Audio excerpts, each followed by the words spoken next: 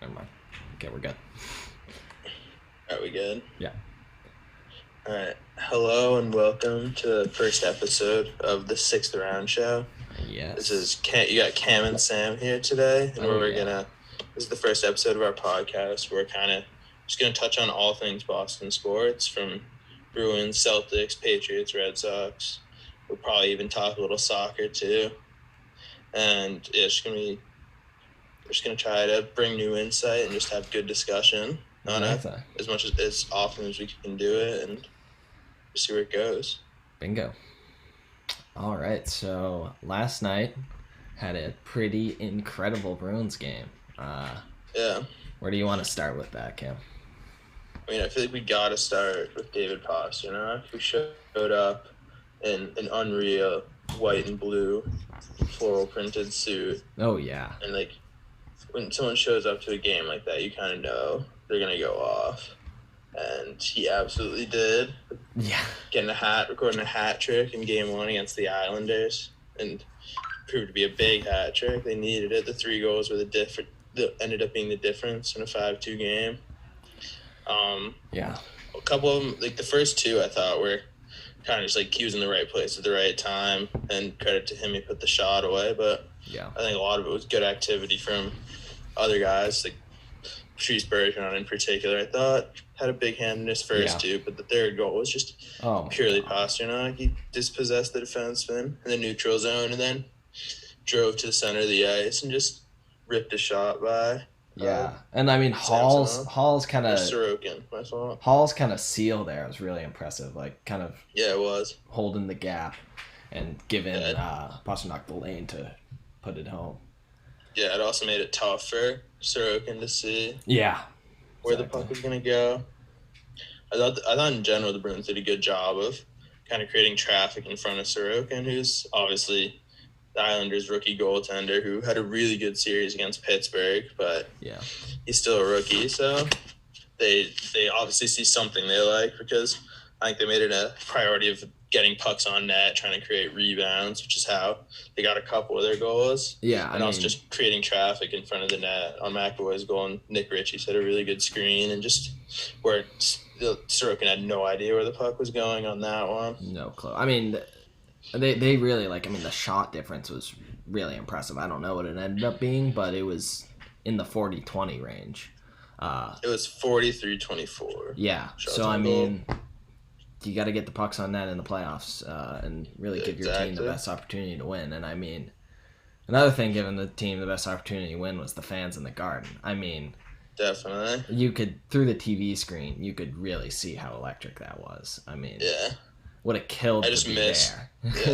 I just miss those times, like in a playoff environment, like where something happens and the fans are so loud you can barely hear what the announcers are saying, and that's how it was on Pasternak's third goal. Oh my god! Like I saw someone, I forget who it was, saying that like having fans in the Garden definitely benefits Pastrnak, because in his career he's been kind of a guy who feeds off the home crowd, and like when they get hyped up, he seems to play better. So I think like that's something that to definitely watch, and just like how much having a full capacity TD Garden will benefit Pasternak's performance and just the team in general. I thought that really made a difference last night, having 17,000 fans waving yellow towels last night. Yeah, what did you think of the Islanders? I mean, I thought personally, their kind of forecheck was good. They were good at like kind of creating turnovers, but they really weren't putting on the puck on the net, obviously, like the Bruins. I mean, what do you kind of think about that? I agree. I think Islanders are just like a typical Barry Trotz team, like we saw with the Capitals a few years ago when they won the Cup. Just they play really solid. They're hard to beat. They won't beat themselves. You have to beat them. Yeah. And like I thought, especially in the first period, the Bruins had a tough time. Yeah. They had a lot of turnovers. Certainly. They couldn't really get the puck out of their own end. But I agree that I don't think the Islanders took enough. They just shot the puck enough, because I thought Rask was a little shaky. Like I thought the goal by either Pelech or Pulock, it was it the Adam Pelech, the shot from the blue line. Like I thought, like I mean it was a good shot. Yeah, it was high. I mean, but like Rask didn't really have anyone screening him. Like I feel like he could have maybe gotten to that. So I was maybe Rask was kind of rattled by having so many fans in the Garden because obviously he's had his rough moments in the playoffs before. So maybe I mean on that crowd shot could have an opposite effect. On that shot, my first reaction was like, "What the hell is Rask doing?" And then I saw the replay, and I was definitely a little more forgiving because like that shot was basically as good as you could have placed it. Yeah, I definitely agree. It was a really good shot, but I just think there's a chance Rask could have done a little better. Yeah, no, he barely moved. I mean, yeah, like it's like he didn't even see it. He got his glove up really late. And credit to Pellick. It was a really good shot, but I'd hope that that's not a goal that starts Rask on one of his kind of collapses. Yeah, I mean he was good. He didn't face a ton of shots, but like he saved 22 or 24 shots. That's pretty good. The first goal was a redirect. Yeah, nothing you can do about that one. Yeah. Yeah. And then I thought that like some of the in particular Patrice Bergeron and David Krejci had really good performances as well. They didn't score goals, but Bergeron had 2 assists. Krejci had 3 assists. Yeah, Krejci was a +2. Bergeron was a +1. Yeah. I just think and as they said after the game when they were giving out the 3 stars, and they gave Bergeron second star, that he was all over the ice, like in the defensive zone. Obviously, he's a multiple-time Selke Award winner, and I thought he showed it last night. And I think that's going to be something he needs to do in this series and going forward, is just continuing to just get his nose in those dirty areas on defense and helping out back there. Yeah, and I think Charlie McAvoy, another person who had, I mean, the start of the game, he was a bit shaky. He took that dumb penalty early, right? Am I remembering that correctly? I think. He took a penalty. I thought that was a tough call, honestly. Yeah, sure. But, he got 2 guys battling for position in front of the net, and they just caught McAvoy for a trip or a hook. Yeah. I thought it was kind of borderline. But the way he, rebounded from that, came... Yeah. Obviously, he scored in the third to put him ahead. And, being able to rebound like that after taking a penalty in the first period, he... Really, really impressive young guy. Yeah. I mean, I think he's averaging a point a game in the playoffs so far and leading the Bruins in time on ice. Yeah. He's pretty much the leader of that defensive core. Yeah. Yeah, I think he's been really impressive. Agreed. Riley also showed a lot of stability. Yeah, Mike Riley actually led the Bruins in ice time last night. He's proving to be a really good deadline acquisition. Yeah, I think against the Islanders, especially with their great neutral zone play, his passing ability is super, super valuable, and probably a reason he was out there for so long. Yeah. I think it'll also be interesting to see on the couple injuries for the Bruins last night. Matt Grzelcyk went down. He came back on the ice pretty quickly, though, which is good to see because he's really important, especially, as you were saying, with his passing out of the defensive end, just starting to break. That's where he really excels, I think, and losing him would be big. Yeah. But it looks like he's all right. Hopefully that's the case. But Craig Smith didn't come back in the game. Sounds like he was not at the optional skate this morning, and Bruce Cassidy didn't really have an update on whether or not he'd be available. I think that could be tough if he were to go down. I think he's been a really under-the-radar good pickup in the offseason for the Bruins. Obviously, he had the game winner against the Capitals in Game 3 on the Samsonov mistake, but he's been good pretty much throughout the entire season. I think what I was seeing was that Carson Kuhlman would probably be the next guy up because he has experience playing with Krejci. Okay. But it worries me a little because he doesn't really have much playoff experience, if any. Yeah, definitely a little worrisome. And then do we want to start to get into the Celtics and kind of talk about what's going to go on tonight and what went on Friday? That was a special game. We should definitely start with what happened on Game 3 on Friday night. Obviously, Jayson Tatum, 50 points, 16 of 30 from the field, 13 of 15 from the free throw line. I think that's just an all-around really impressive performance, especially... 50 points on only 30 shots. 30 shots sounds like a lot, but for a guy like Tatum, especially in this series, who's asked to do so much. Like shooting over 50% on 30 field goal attempts is really impressive. Yeah. Yeah, and I think we also got some great contributions out of people who, we've been ragging on all year. Tristan Thompson played really well, brought a lot of energy. He had 19 and 13. And then Marcus Smart, who's, been the punching bag for the Celtics woes, came out, shot 5 for 8 from 3. Yeah, 5 for 8 from 3. Showed us why he's part of this team, I guess. Yeah. And I thought Evan Fournier played pretty well. He wasn't amazing but he had 17 points on 50% shooting. Like, that's pretty much all you can ask. If you'd like him to do a little better, like, I'd like him to kind of establish himself as that secondary scorer next to Tatum, especially with how terrible Kemba's been. Yeah, Kemba Walker. I'm on my last straw with him. I really am. Definitely. I'm struggling to. I mean, I've been off the train, and it's been hard to root for him. But last night was bad. I mean, 6 points in, what did he play? 34 minutes. Oh, yeah, it's brutal. It's just, I almost feel bad for the guy in the sense that he almost doesn't deserve the hate he's gonna get because it's not totally on him. Like, it's a little bit on Danny Ainge, and I think a lot of the hate is a bit misdirected. Definitely towards the guy. Yeah, but I also think, like, when you're being paid $34 million and you sat out back-to-backs all season with the idea of being fresh for the playoffs, and then to go out and play like this, like, it's just not a good look for you at all. Yeah, I mean, not to mention the defensive stretches he had. I mean, he's on Harden for points of the game. I was super, super confused by that. I mean, I really don't know what Brad was thinking. It's like, the Nets don't have anyone you can hide him on. No, I mean, at all, because they're all talented, especially in the backcourt. They're offensive players. Yeah. Even if you try to put him on a guy like Joe Harris is just bigger and is a deceptively very skilled offensive player who can do more than just spot up from 3. It's not like you're putting him on Duncan Robinson, and Joe Harris is a much more complete offensive player. Yeah.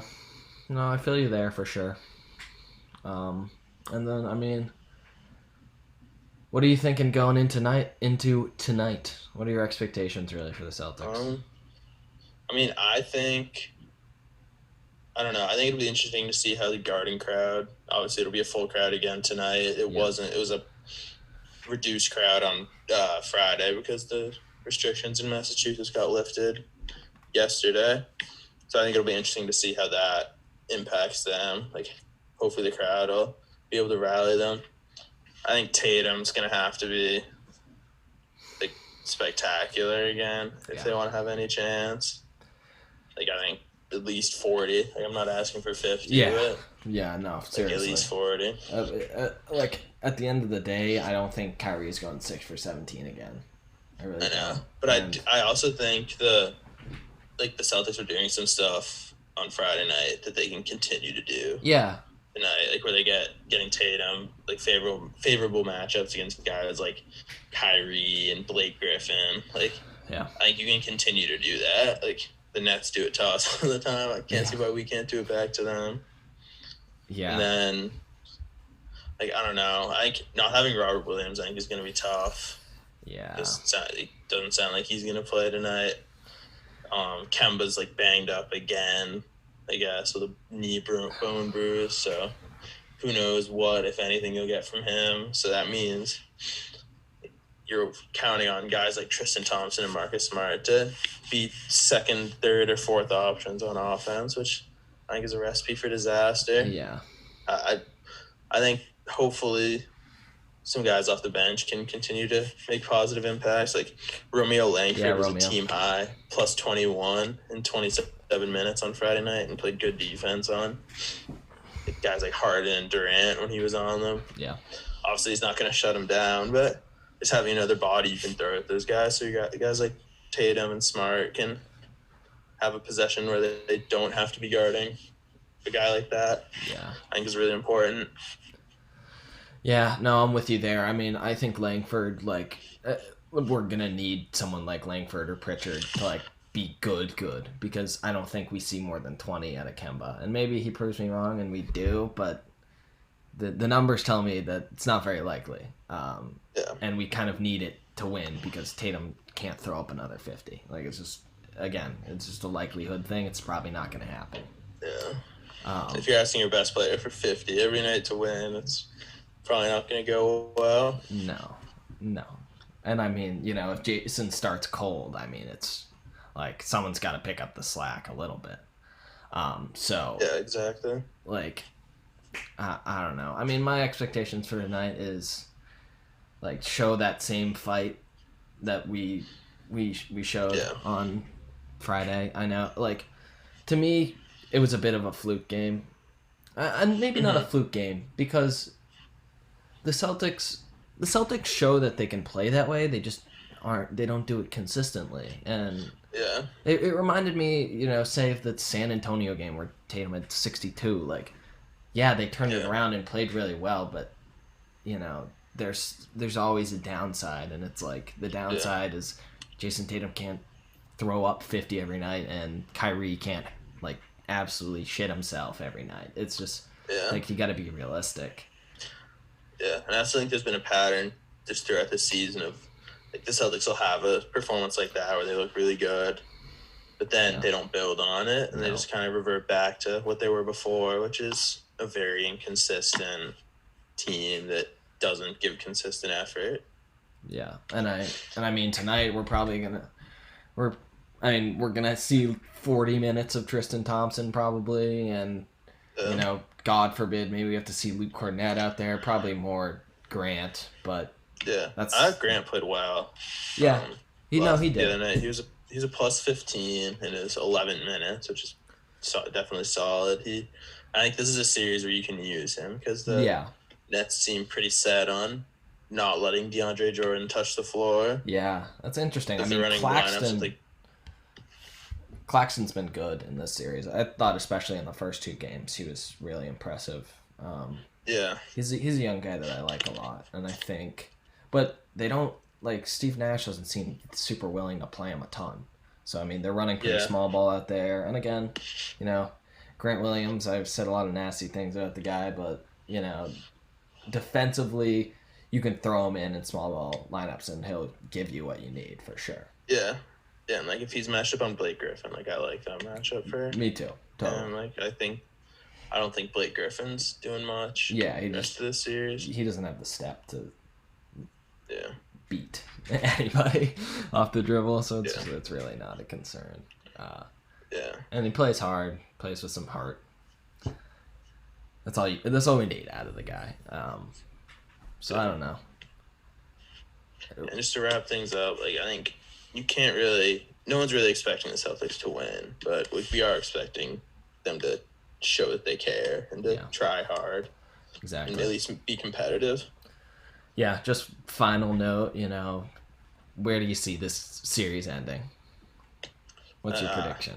Like maybe the Celtics win one more, but like I'm not even confident in that. So I think 6 at the max. Yeah, I'm erring a little more likely 5. Yeah, I'm erring towards the 5 side of things, but you never know. I mean, maybe Durant or Harden gets cold tonight, and they could struggle too. I mean, I like a lot of their bench guys, but they're you know, it's the little Andrew Shamit's of the world. They're not difference makers. Like certain guys on the Celtics can be. So, I don't know. I mean, hoping for the best, expecting the worst, and I think any other way of looking at it is not the smartest as a fan. So, yeah, I guess that kind of wraps it up for today. And we're excited to keep the podcast coming in the future, covering more Boston sports, maybe talk some Red Sox in the future. So yeah. Alrighty. Yeah. Thank you for listening, and we hope you come back for the next episode. Bingo.